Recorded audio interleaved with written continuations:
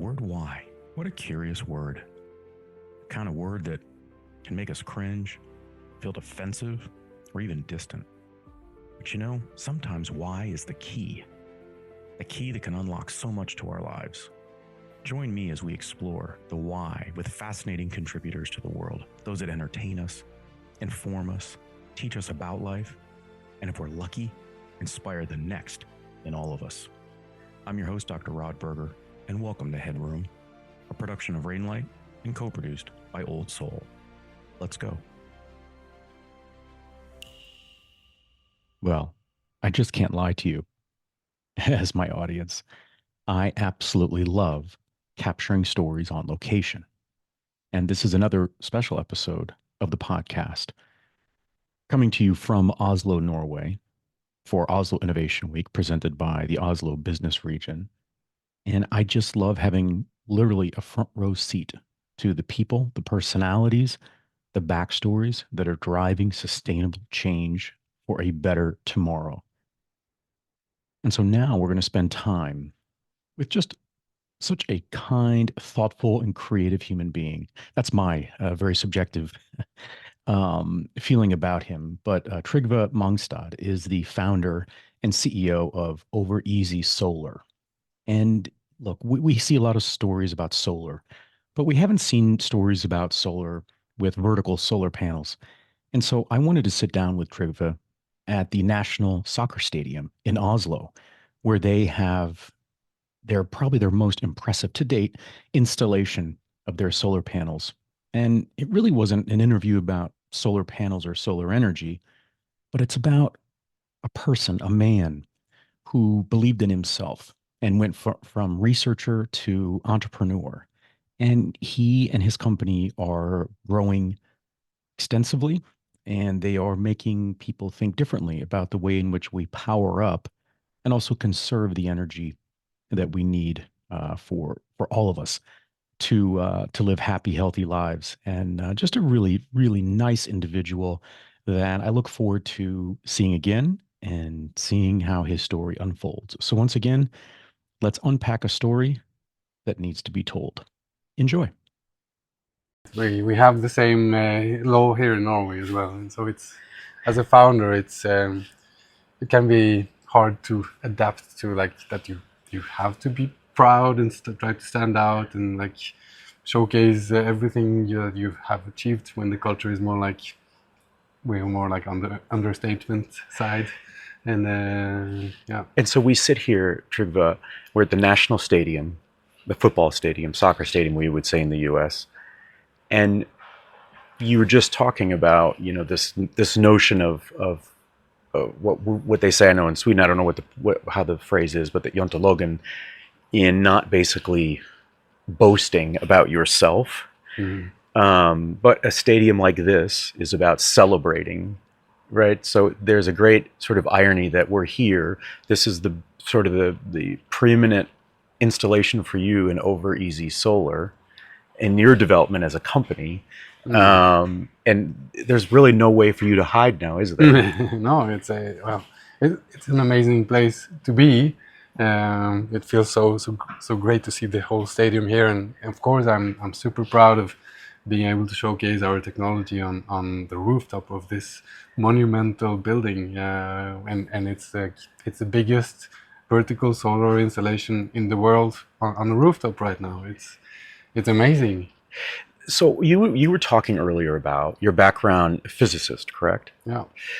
And that there's this notion that we get stuck in innovation in the world that you used to occupy as a physicist, mm-hmm. and not innovating or thinking that you can start your own business. Mm-hmm. Can you talk more about the personality type? What did you find in yourself that you said, wait a minute, because I know we'll talk about Malawi and what you did in Africa, but that sort of proved to you that you could start a company. But what have you learned about your personality that's taken you from the lab, literally, right, into a world of commerce and capitalism? Yeah, it's a different world for sure, and I'm pretty sure that many people don't see me as a typical entrepreneur.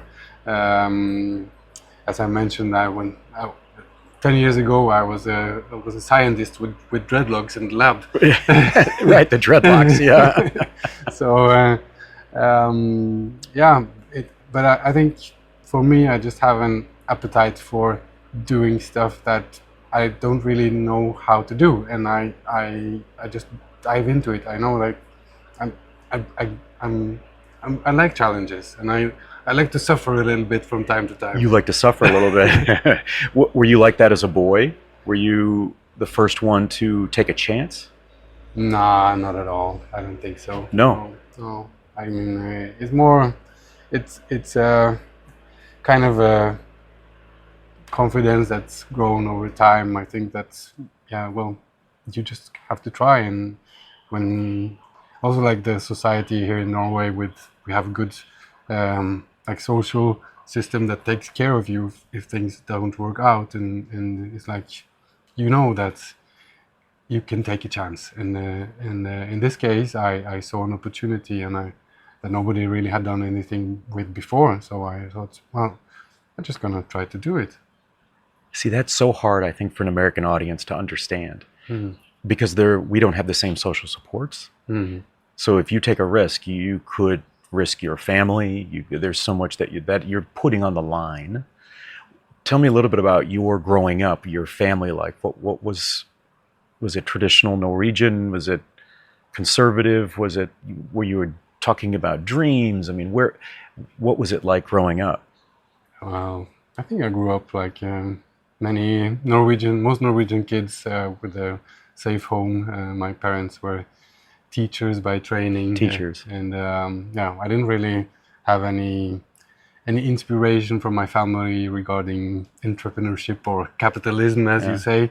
But yeah, regular Norwegian style, mostly on the countryside. That's what I remember most from my younger days. Are people surprised that at your success and what you're doing, that people that have known you since you were a youth, or would they say to me, no, that we could see this coming, like this was? Yeah, I think many people would be quite surprised. I was a very quiet and shy boy, and didn't stand out. No. You didn't stand out? No. So are you ready to face that now as you start to expand? I mean, the growth that you talked about with your company, it feels like this is going to be a fun sort of timestamp for me to think about in 2024, sitting with you at the National Stadium. And by 2026, it could be absolute, it probably will be just exponential growth. Yeah, as I said in the beginning of this conversation, like, I'm all in for trying things that I haven't done before, and I love that challenge of learning something new. And that's the fun part about being an entrepreneur, that you never really get bored. It's always a new challenge. That's true. You never get bored. What has been the biggest challenge as a CEO, the public-facing side of being a CEO? It's lots of different things, I think. But yeah, facing investors and getting to learn the language and the interests of investors, and understanding that part is, of course, something completely new to me, that I didn't have as a researcher or as a physicist. It's not something you learn in school, let's say. There are different values, right? I mean, as a researcher, the data was sort of what you would bring into the proverbial room, like, look at the data, right? But when you're in front of investors, you're also bringing your personality. We talk about in the US that they're investing in you as the person, maybe not the product. Yeah, of course. It's a huge different focus. I mean, to a certain degree, also researchers have to stand out and to make their way. But of course, you're much more supported by what you do and not who you are. So yeah, it's a different reality for sure. Now, we are here during Oslo Innovation Week, and I know part of the story of Over Easy Solar was at Startup Lab. Yeah. And I've had the privilege of being and meeting a number of people at Startup Lab over the last couple of years, and it's an incredible, I think, incubation space for ideas, innovation, support. And it's also, I love that it's around sustainability and energy and climate tech, so much of it. Talk about that as a mission for you. Has that grown as you've been growing into being an entrepreneur and developing this company, the mission of helping planet Earth? No, that was there entirely from the beginning. It was there from the beginning. Yeah. So that was my starting point. When I was 10 years, I remember I was sitting on my desk at home. I was drawing like floating wind turbines, and nobody even talked about that at that point. But I was like, yeah, there were all complaints about land-based wind, and I was like, yeah, well, we got to find solutions, and I started the innovation back then. So at 10 years old, you were drawing wind turbines. Yeah, well, it was one of your passions. One of my passions. No, it wasn't a passion, but well, yeah, I've always wanted to contribute with my hours and my competence towards making a better world. I hope you're enjoying this very special episode of Headroom on location in the wonderful and beautiful city of Oslo, Norway, a part of Oslo Innovation Week, presented by our friends at the Oslo Business Region. You can learn more by going to oslobusinessregion.no. Oslo welcomes founders, investors, and businesses that are determined to change the world for the better. And if I'm you, I get my tickets set and plan for 2025 to attend Oslo Innovation Week. This year, over 80 events, investors from across Europe, sustainability and innovation at the front of everybody's mind. You will be blown away, and you will create friendships that will endure over time. And now, back to our guest. How do we communicate? We're struggling, I think, in the US to find a value statement around sustainability where it doesn't feel like it's something that's put upon us that we have to do, that we have to fit into our lives. Mm-hmm. And that's why when I come to the Nordics, people talk about sustainability basically everywhere in life. Mm-hmm. You could be at the coffee shop, you can be at an event, you could be at it could be a sporting event or something from a corporate perspective. Everybody's talking about sustainability, whether it's water as a resource or energy or power. But we don't have that in the US, and I'm wondering if it's the messaging. Do you have any thoughts around, like, how does it stick in the Nordics? Because it feels like it sticks. Yeah, to a certain degree, I would say yes, but it's also about about making it like a possible choice, and like, of course, people are not going to give up their lives or their live in a completely different way because they feel pushed for living more sustainably. I think what we need is to develop the solutions and enable the society also to adapt so that we can reflect sustainability in the, let's say, framework of society, and people can still do what they want. So that it's not a forced choice. It will, if it's a forced choice, it will never succeed in a democratic world. Have you enjoyed becoming a part of, I'm making an assumption that based on the work of Over Easy Solar, that you have now become a part of the community of sustainability here in Norway? And what is that like, your contemporaries that have other products and solutions and innovations? What is that sort of coffee talk like, or what, is there a community? There is for sure a community, but I would say from my point of view, I think that it's not a very enthusiastic time we are in right now. I think that, from just like 5 years ago, there was much more attention towards climate change and sustainability than what we have now. Now it's been like we're in kind of a financial crisis, and there's wars going on around the world, and the sustainability aspect doesn't receive as much attention as I think it should, because we're running into huge problems on the long term, and we've got to solve those problems basically short term. So I was feeling very hopeful, and then I heard what you just said. It makes me nervous only because I have for the longest time said that if we're going to save planet Earth, the Nordics are going to be a leading, I think, author of that story because of the amount of innovation. But it sounds like the issues around the globe are also impacting the potential innovation here.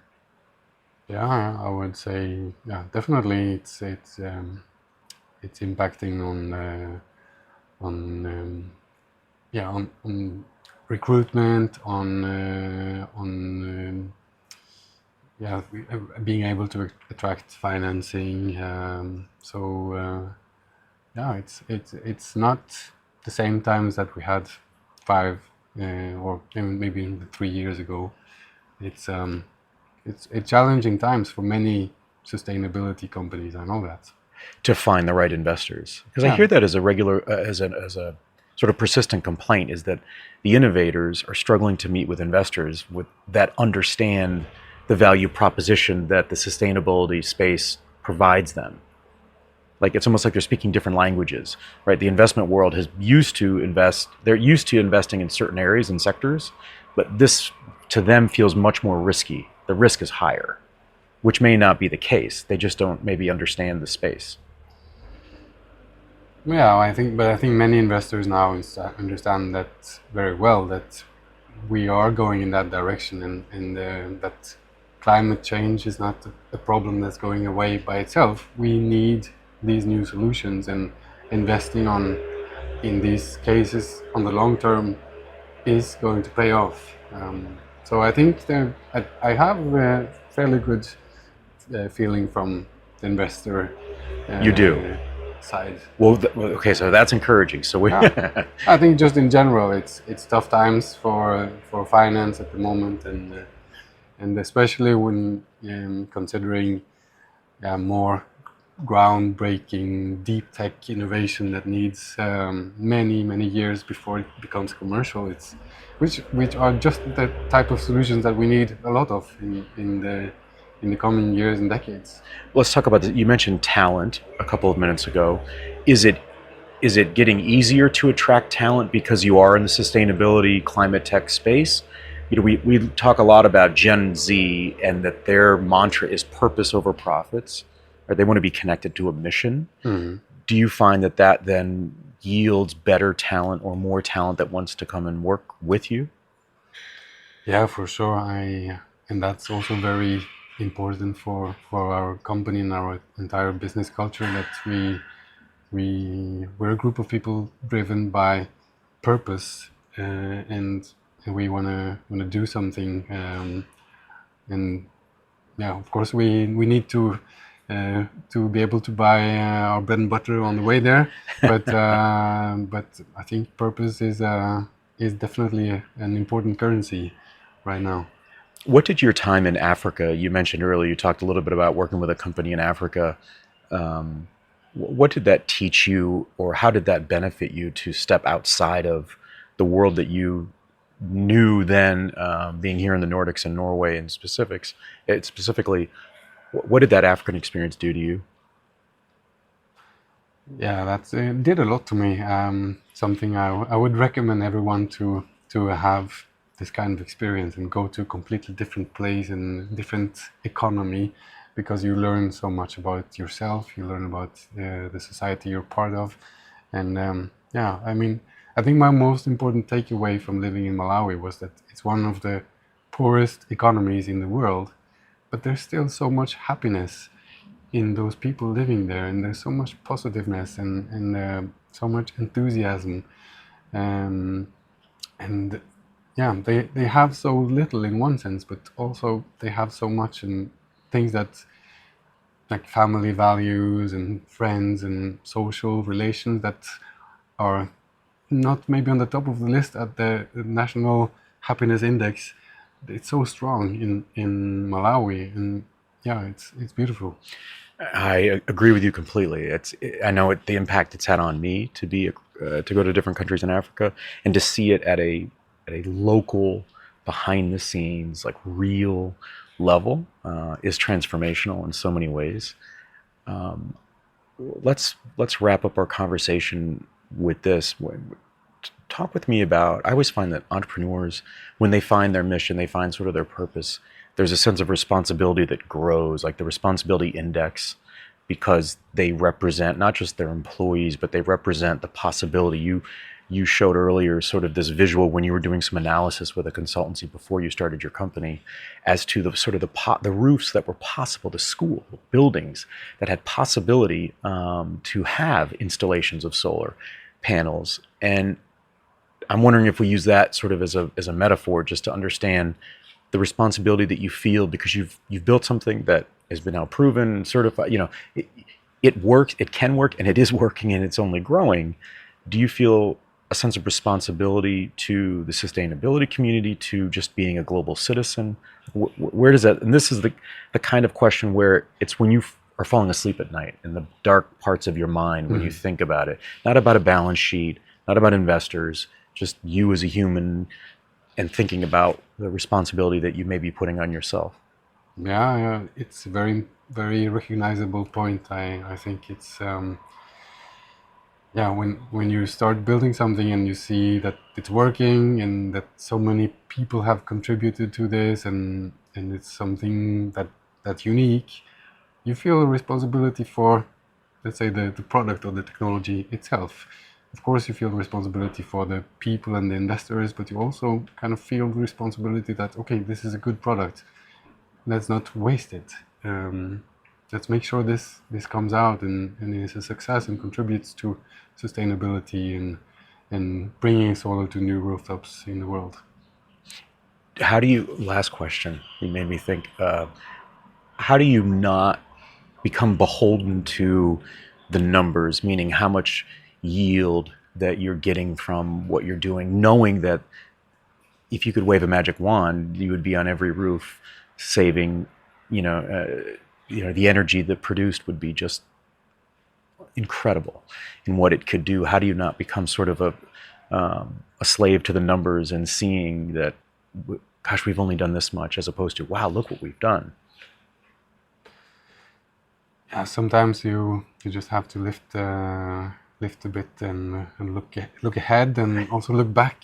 So I do this monthly investor reports to my investors, and I really enjoy it because so much stuff happens every single month. You don't even remember it after the weeks have passed, but looking back only a month back is like, wow, all of this happened just during 1 month. And makes you, that is definitely rewarding, and I think it's part of being an entrepreneur. Yeah, seeing so much progress in such a short time. Well, I look forward to the next conversation we have. I'm assuming you'll keep the same haircut that you have now. Let's see. I think it's too late to get new dreadlocks now. Thanks for taking the plunge into Headroom, where we uncover the why behind the what and who impacting our lives. Headroom is a production of Rainlight and co-produced by our friends at Old Soul. I'm your host, Dr. Rod Berger, and this is Headroom.